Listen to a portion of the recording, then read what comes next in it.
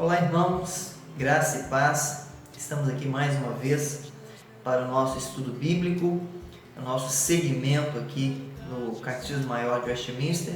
Estamos fazendo abordagens com base nas perguntas do Catecismo e não estamos nos delongando demais, tratando mais aprofundadamente os assuntos, porque demandaria muito tempo.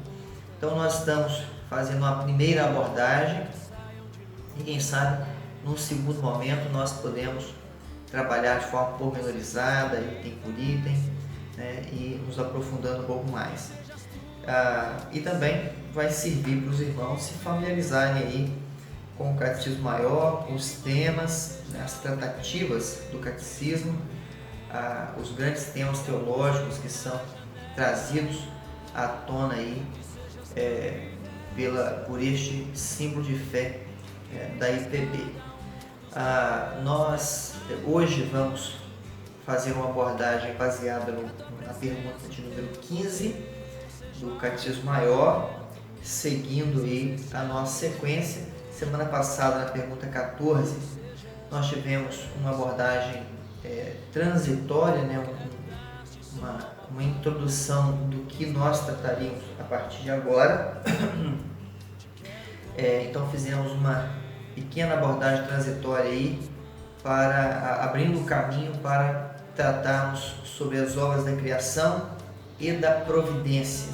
Começaremos hoje a falar sobre as obras da criação de Deus. Nós vamos orar e em seguida entraremos de forma específica no nosso assunto de hoje. Vamos orar então? Senhor nosso Deus, nós bendizemos o Teu nome e Te agradecemos pela oportunidade de compreender, de aprender, de conhecer a Tua vontade, os Teus atos gloriosos que testemunham do Senhor, e pedimos em nome de Jesus que nos traga luz sobre a mente e coração, nos fazendo, Deus, conhecer mais precisamente a verdade do Evangelho e os Teus atos que testemunham da Tua grandeza. Nos dê da Tua graça nesse momento e nos amadureça pelo conhecimento da Tua Palavra, em nome de Jesus. Amém. Então, irmãos, nós estamos felizes, mais uma vez, podemos ter essa conversa aqui, de crescimento, de edificação. A pergunta de número 15 do Catecismo Maior é a seguinte: o que é a obra da criação? O que é a obra da criação?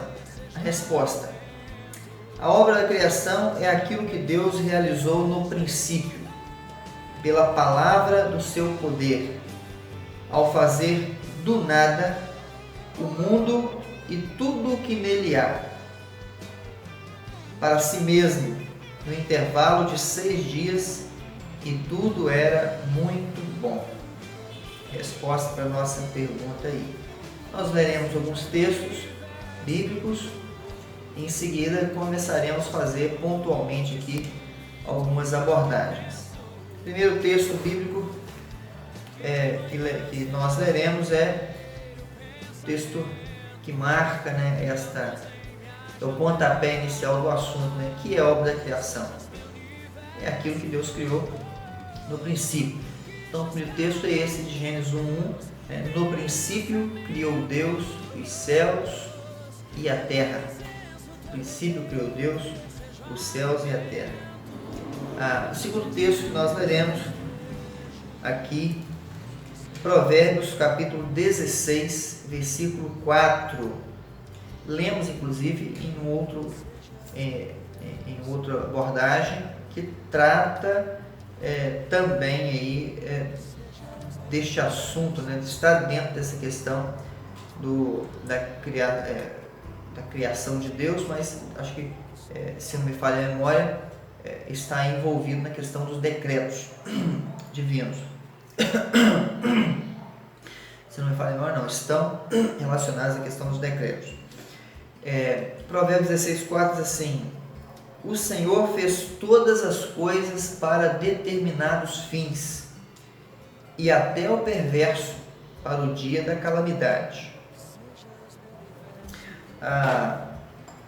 Isto indicando aí que Deus fez todas as coisas para cumprir o seu próprio propósito, para Ele mesmo, né? Para Ele mesmo. O primeiro texto indica, né, quando, né, assim, não precisamente, porque isso falaremos disso ainda, mas se no princípio não é preciso para nós no sentido temporal, mas marca aí o aspas aqui, né, quando começou a história, né, a história da criação, né, quando isso veio à existência, foi no princípio. Outro texto que nós leremos está em Hebreus capítulo 11, Hebreus, livro de Hebreus capítulo 11, que aponta aí para a criação do nada, né? Teologicamente se usa a expressão ex nihilo, que significa do nada, né? Que Deus criou a partir do nada, apenas ele existia. Verso 3 diz assim: pela fé entendemos que foi o universo formado pela palavra de Deus, de maneira que o visível veio a existir das coisas que não aparecem. Sintetizando isso aqui, quer dizer, o significado é que nós cremos que o universo foi formado pela palavra de Deus, né? As coisas que existem do nada vieram a existir mediante esta palavra, então, pela palavra do seu poder. E Apocalipse, leremos agora Apocalipse capítulo 4, versículo 11, lemos anteriormente, só para repetir o texto, Hebreus 11, 3, agora Apocalipse 4, 11. Tu és digno, Senhor e Deus nosso, de receber a glória, a honra e o poder, porque todas as coisas tu criaste, sim, por causa da tua vontade vieram a existir e foram criadas, ou seja, tudo foi criado para o próprio Deus, para o deleite e glória de Deus, né? Todo o universo e tudo que está presente no universo. Bem, então a obra da criação é um ato divino, é um ato que expressa, testemunha e existe por causa da vontade de Deus. Semana passada nós lemos o texto de Efésios, capítulo 1, versículo 11. Capítulo 1, verso 11, exatamente, que diz ali que Deus criou todas as coisas segundo o beneplácito da sua vontade. Então, a obra da criação é um ato que foi trazido à existência por causa da vontade de Deus, tão somente. E esta obra se realizou, aconteceu no princípio, conforme a Bíblia afirma em Gênesis 1, verso 1. No princípio criou Deus os céus e a terra. O que está relacionado, o que está implícito aí nessa expressão no princípio? O que nós podemos aprender com essa afirmação, especialmente o termo princípio aí, que é início, né? É o começo, no grego é arque, né? Inclusive é o termo usado por João no capítulo 1 do seu evangelho, né? No princípio, né, era o verbo enrearque, enrologos. No princípio era o verbo. Então, arque, né, princípio, início, começo, de todas as coisas aí. O que está relacionado, o que quer dizer isto, né, no princípio? Primeira coisa que este no princípio quer dizer é que o universo, a criação e tudo que está incluído na criação não são eternos. O universo não é eterno, como os naturalistas afirmam. O universo foi criado a partir de um momento. O momento também foi criado, né? Na eternidade, Deus é eterno, somente Ele é eterno, né? Ele sempre existiu, Ele é autoexistente, né? Ninguém mais. Ele não teve princípio, nunca teve princípio. E neste ambiente eterno que nós não conseguimos descrever pela nossa temporaneidade, então nesse ambiente eterno, Deus traz à existência todas as coisas, inclusive o tempo. Então, este momento do no princípio é um ato criativo também de Deus. Então, no princípio indica de forma implícita, né, e biblicamente fica claro isso, né, dadas as informações e as instruções que temos ao longo do texto bíblico. Então, implica e ensina no princípio que toda a criação não possui em si a eternidade, não é eterno, não é eterno. Esta expressão traz um outro aspecto importante para nós, além deste ensino da não eternidade do universo, como é sustentado por algumas correntes evolucionistas, especialmente dentro do contexto naturalista. Além dessa não eternidade, essa expressão no princípio nos ensina também que o universo é dependente de Deus. Se ele não é eterno, se ele não é autossuficiente, se ele não se desenvolve por si mesmo, ainda que como se fosse desorganizadamente, se ele não é o princípio, ou melhor, se ele não é a matéria primordial, digamos assim, ele depende de algo para existir, ele depende de algo para se manter, a sua existência é dependente do seu Criador, que é o único eterno. Então, no princípio, tanto aponta para a não eternidade do universo, quanto aponta para a sua dependência do Criador. Então, veja que essa expressão prova, né, que o universo teve um começo,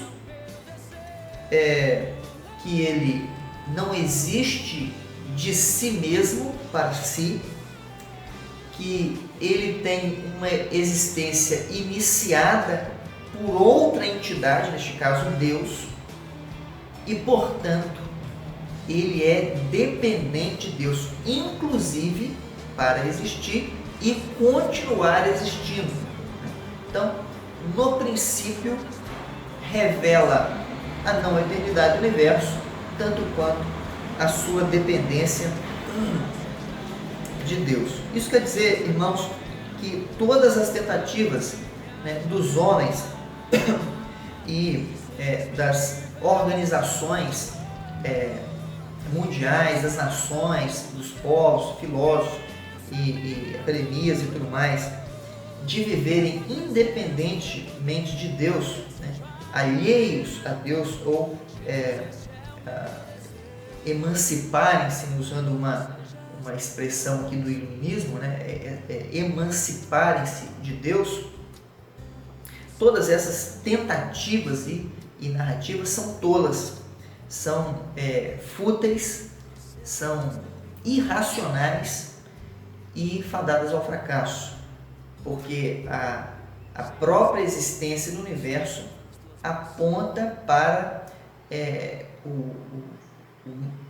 o ato criativo para um princípio que está fora dele, do universo. Então ele é dependente de Deus, além de não eterno, obviamente, como já foi falado.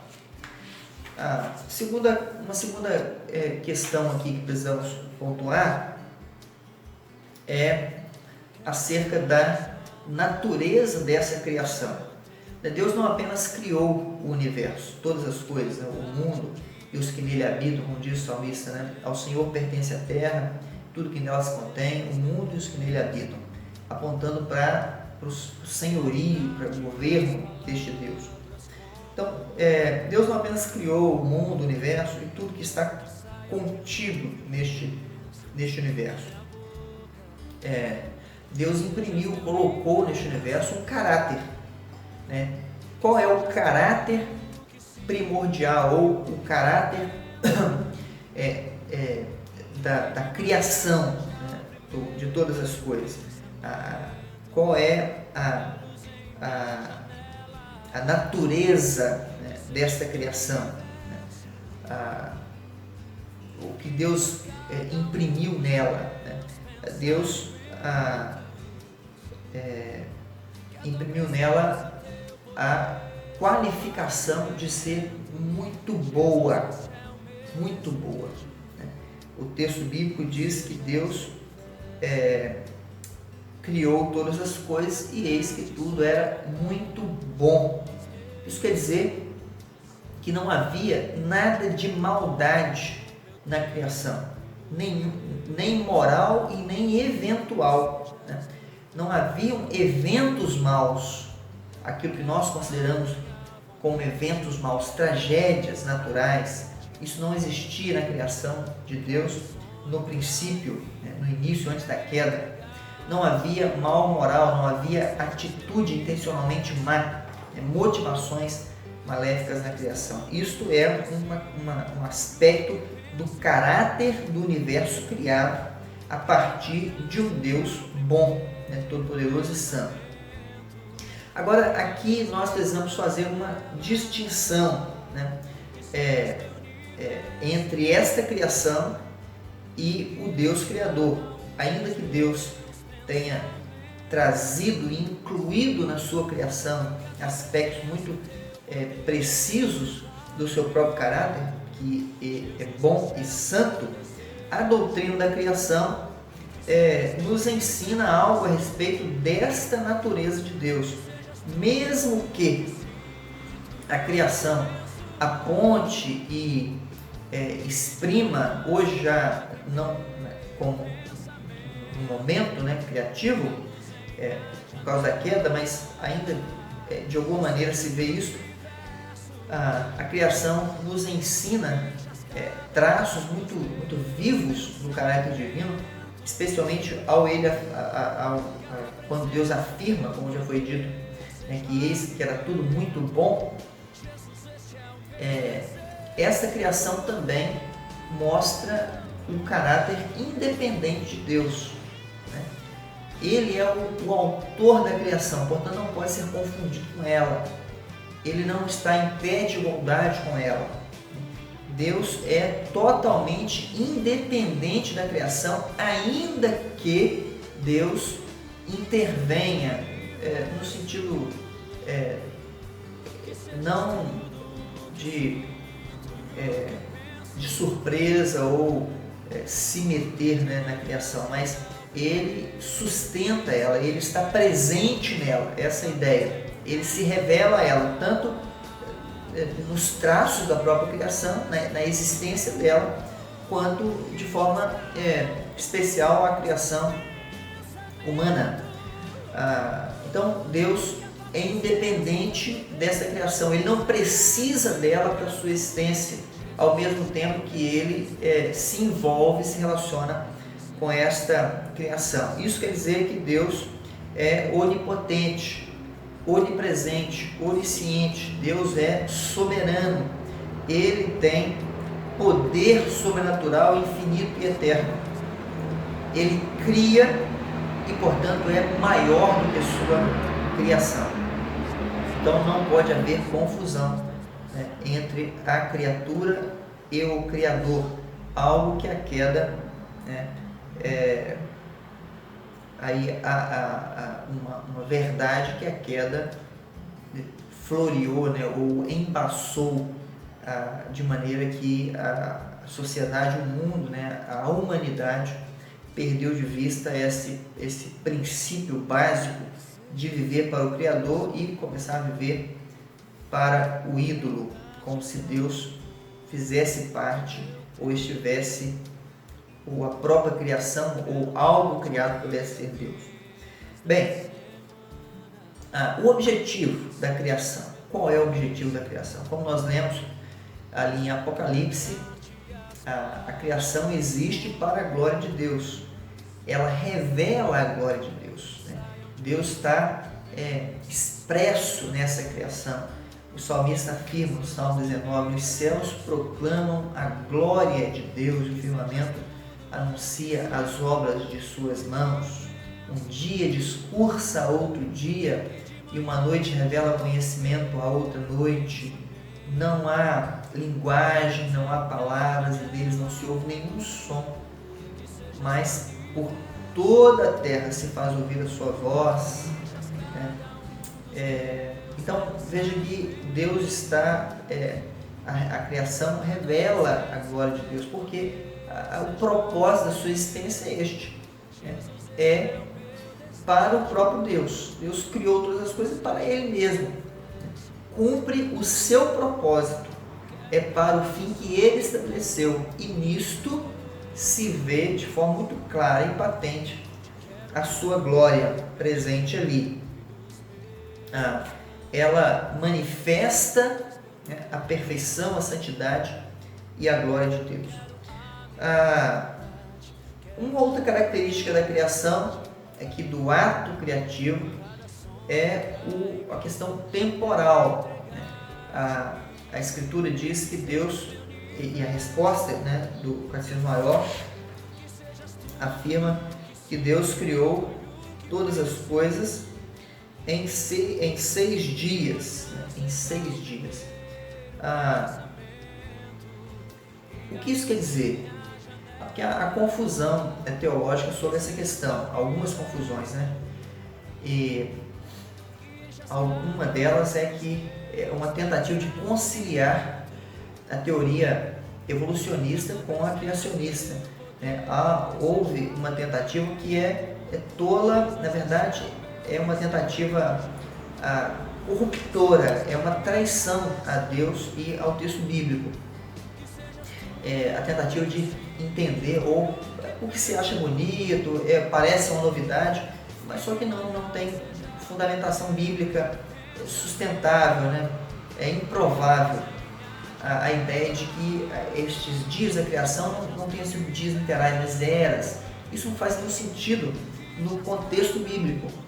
Ali, no texto de Gênesis, quando se fala que Deus criou em 6 dias, né? Em 6 dias foi a criação, isso é repetido em alguns lugares da Escritura, são 6 dias literais, 6 dias de 24 horas.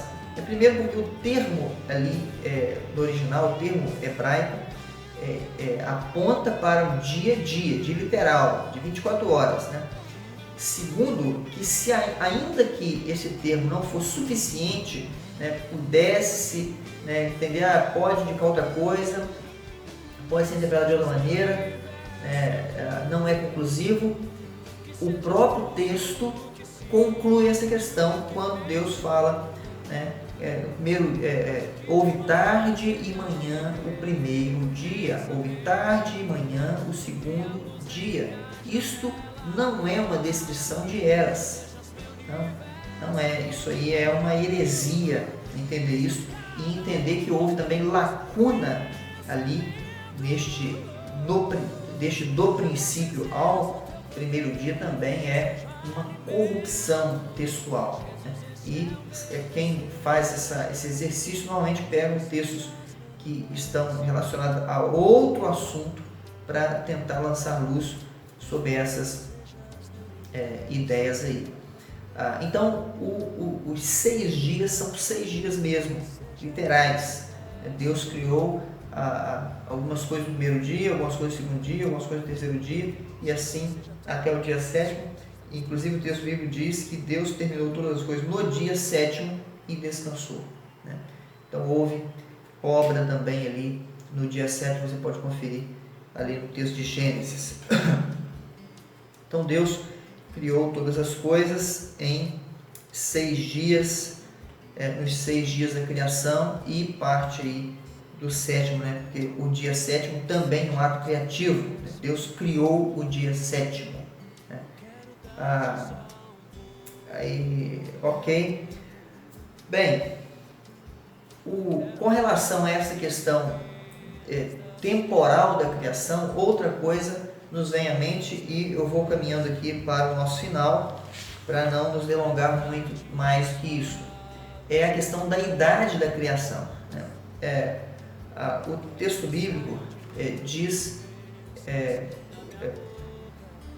o texto bíblico nos diz algumas coisas que aguçam nossa curiosidade, deixa algumas lacunas, né? Uma dessas curiosidades que há muitos anos, já há séculos, vem sendo trabalhadas, é quanto tempo existe a Terra, né? Quanto tempo tem a criação. Então eu quero começar dizendo o seguinte: primeiro, que Deus criou todas as coisas do nada, né? Não havia nada a não ser o próprio Deus. Ele traz a existência com base na sua palavra é o poder criativo, e aliás é o único poder criativo no sentido de a partir do nada. Ele faz isso no princípio, este é o marco inicial, né? Quando foi esse no princípio? Que ano foi isso? Que tempo foi isso? Né? A palavra de Deus não nos dá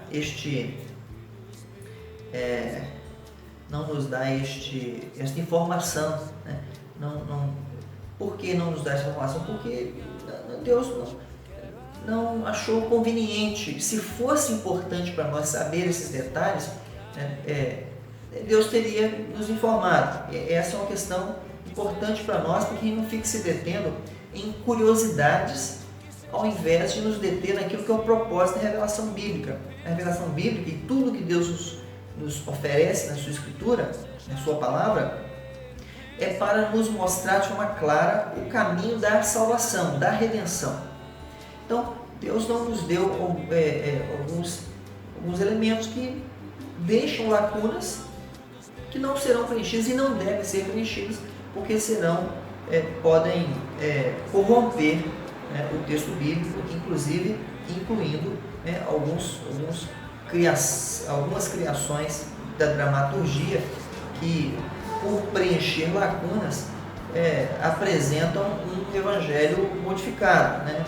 O que gera uma fé equivocada, pecaminosa, né, na verdade. Então, veja que com relação à idade da criação, houve muita especulação. Um homem chamado Ussher, arcebispo Ussher, que viveu há cerca de 300 anos, ou um pouco mais de 300 anos, ele desenvolveu alguns cálculos para poder chegar à idade da Terra, baseado nas cronologias bíblicas, nas genealogias bíblicas, nessas cronologias genealógicas da Escritura. E o resultado aí da matemática dele foi que a Terra começou, né, no princípio foi há 4.004 anos antes de Cristo. Portanto, hoje teríamos aí poderíamos, né, datar a Terra hoje, baseado no que ele disse, né, em cerca de 6.025 anos, digamos assim, né? No entanto, esta é uma afirmação que não tem uma fundamentação sólida, né? Porque nós não podemos afirmar se toda a cronologia, toda a genealogia da Escritura segue a cronologia precisa, se não há lacunas, se não há períodos de tempo aí não registrados. Nós não sabemos, não podemos fazer essas afirmações. A própria Escritura nos dá elementos acerca disso, porque cronologias, genealogias registradas em um lugar diferem de outro lugar por causa do propósito também, né? Não que haja erro, mas por causa do propósito. Então, veja que não tem como precisar isto, né?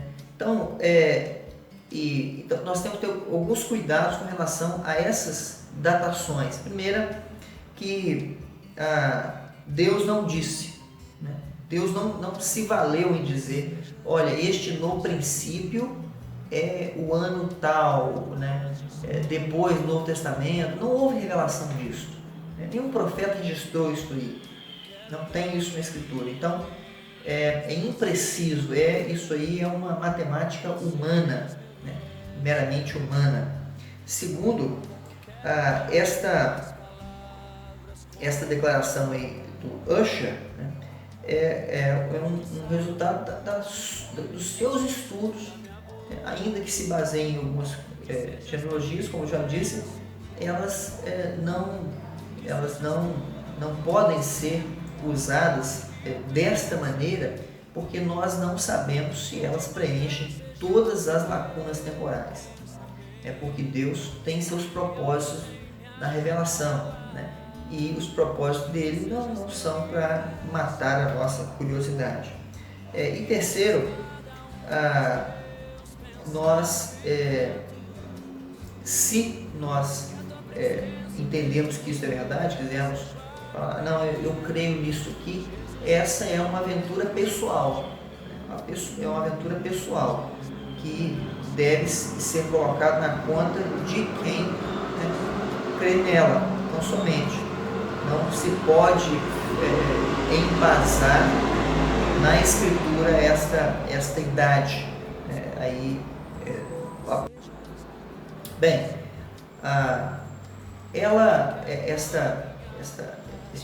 esta problemática corre já há muitos anos, né, com relação à idade da Terra, mas Deus não se valeu em nos dar isso. Bem, este assunto nos leva a outra questão com relação a isso também, que é o ponto de vista cientificista, né, mais relacionado ao naturalismo, ao ateísmo, né, dentro do contexto evolucionista. A teoria da evolução diz que a Terra tem 100 milhões e milhões de anos, né? A Terra tem milhões e milhões de anos. Nós podemos fazer o que é uma tolice também, ela não tem, o ser humano não tem essa quantidade toda de tempo, as medições, né, a técnica de medição não é precisa, né, desconsidera uma série de eventos históricos que atrapalhariam ela, por exemplo, o dilúvio. Então, tem um período de tempo que essa medição alcança. Então, são especulativas, essas datações aí, baseadas na teoria da evolução, são datativas e elas existem porque precisam existir para dar alguma base para a teoria da evolução, né?